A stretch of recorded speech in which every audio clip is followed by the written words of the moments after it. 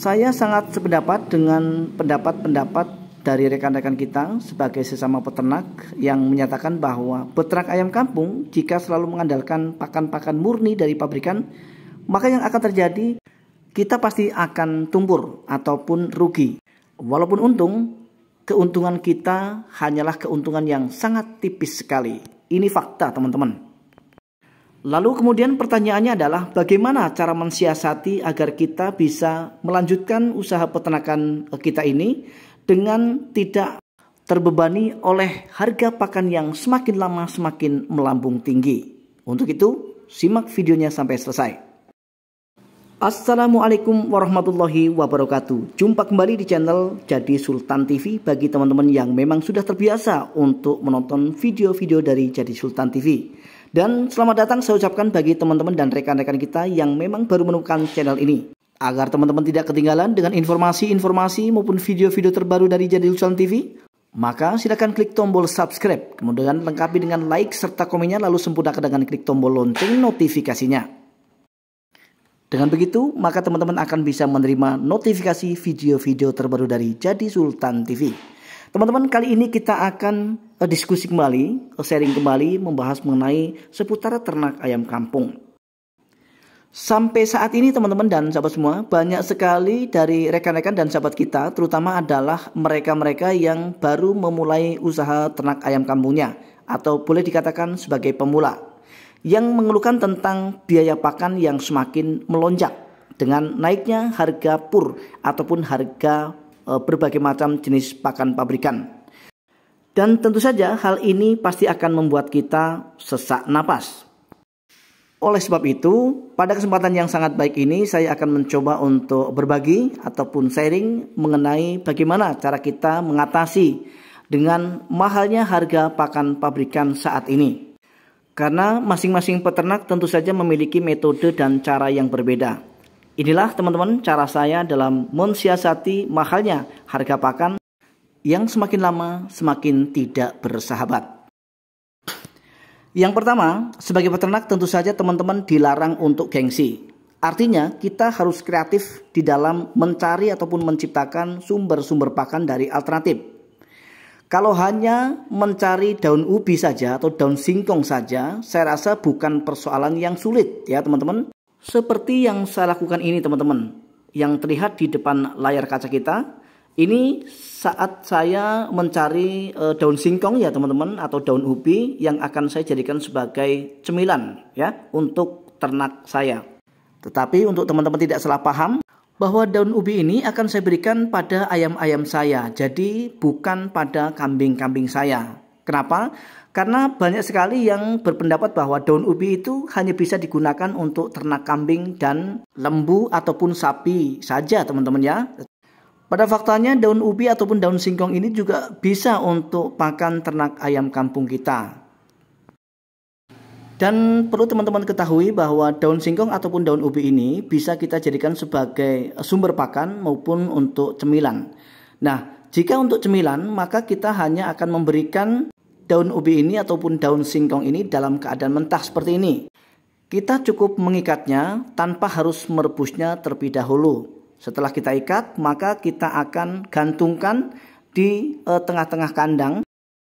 Dan kita akan ikat sesuai dengan ukuran daripada ayam kita. Jadi tidak usah terlalu tinggi, yang penting bisa terjangkau oleh mereka teman-teman. Sehingga mereka bisa dengan mudah untuk memakannya.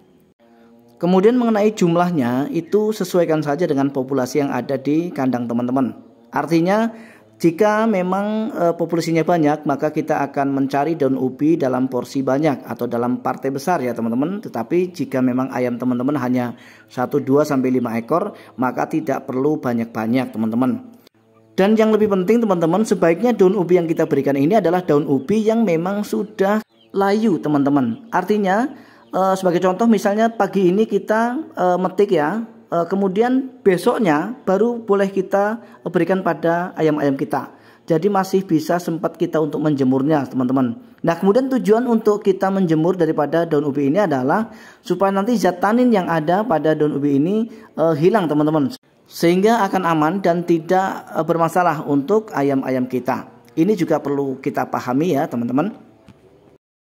Dan jika ada yang berpendapat, bagaimana jika ayam-ayamnya tidak mau makan daun ubi ini? Ya, nah saya kasih tahu sama teman-teman bahwa pada awalnya memang ayam-ayam ini seperti enggan untuk memakannya. Tetapi lama-kelamaan karena faktor kebiasaan, kita biasa memberikannya setiap hari, maka pasti ayam-ayam ini secara bertahap akan memakan daun ubi yang kita berikan ini. Ya, yang penting intinya kita mau saja. Kadang-kadang kita ingin untung besar, tapi kita tidak mau kreatif. Kita tidak mau mencari pakan-pakan alternatif. Padahal itu bisa kita dapatkan dengan gratis. Ya, nah ini banyak sekali yang mengalaminya teman-teman.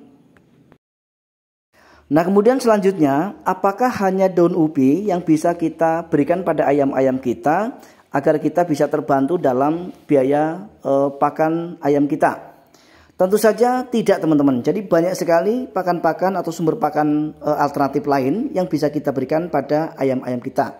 Supaya kita bisa lebih hemat tetapi tidak mengurangi kualitas daripada pertumbuhan ayam-ayam kita. Seperti ada dedak jagung ya teman-teman. Kemudian ada ampas tahu dan juga ada kates.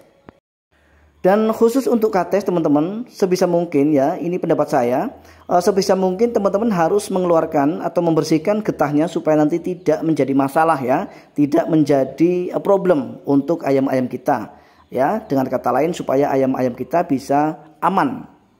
Nah kemudian untuk kates ya, kates itu sebaiknya dicampur dengan apa supaya menjadi racikan pakan yang bagus. Jadi teman-teman cukup mencampurkan kates ini dengan dedak padi ya teman-teman. Selain nutrisinya juga tergolong bagus, dedak padi ini juga bisa kita dapat dengan mudah dan tentu saja dengan harga yang sangat terjangkau teman-teman. Baiklah teman-teman, saya rasa kita sudah sampai di penghujung video. Jadi kesimpulan daripada video ini adalah bahwa ketika kita menghendaki keuntungan kita yang lebih besar dari hasil usaha ternak ayam kampung kita, maka satu-satunya jalan yang harus kita lakukan adalah kreatif. Kreatif menciptakan dan mencari sumber pakan dari alternatif. Jangan teman-teman selalu mengandalkan sumber pakan dari pabrikan. Kenapa? Karena antara biaya pakan nanti akan tidak sesuai dengan hasil penjualan ternak ayam kampung kita. Sebagai contoh misalnya, hasil penjualan hanya mencapai 2 juta tetapi biaya pakan sudah mencapai 2.100.000 ataupun 2.300.000. Ini sama dengan minus teman-teman.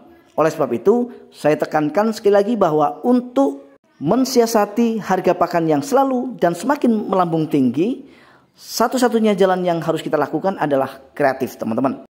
Jangan teman-teman katakan bahwa sumber pakan alternatif di daerah kami sulit. Saya rasa kalau teman-teman hidupnya seperti saya di perkampungan, maka teman-teman pasti akan sangat mudah untuk mendapatkan sumber pakan alternatif yang bisa dijadikan sebagai sumber pakan dari ternak ayam kampung kita. Sumber pakan alternatif itu banyak jenisnya teman-teman. Ada daun ubi, daun kates, katesnya, bahkan azolla, kemudian onceng gondok teman-teman, dan lain sebagainya. Jadi tidak hanya semata-mata daun ubi saja teman-teman. Masih banyak pakan alternatif yang memang bisa kita manfaatkan untuk pakan ternak ayam kampung kita. Yang penting intinya kita mau mencarinya teman-teman. Akhirnya teman-teman dan sahabat semua, saya harus menutup dulu video ini. Mudah-mudahan sekali lagi video ini adalah video yang bermanfaat. Dan insya Allah kita akan bisa berjumpa kembali pada video-video Jadi Sultan TV berikutnya. Assalamualaikum warahmatullahi wabarakatuh. Salam ternak, salam satu hobi, dan salam sukses untuk kita semua.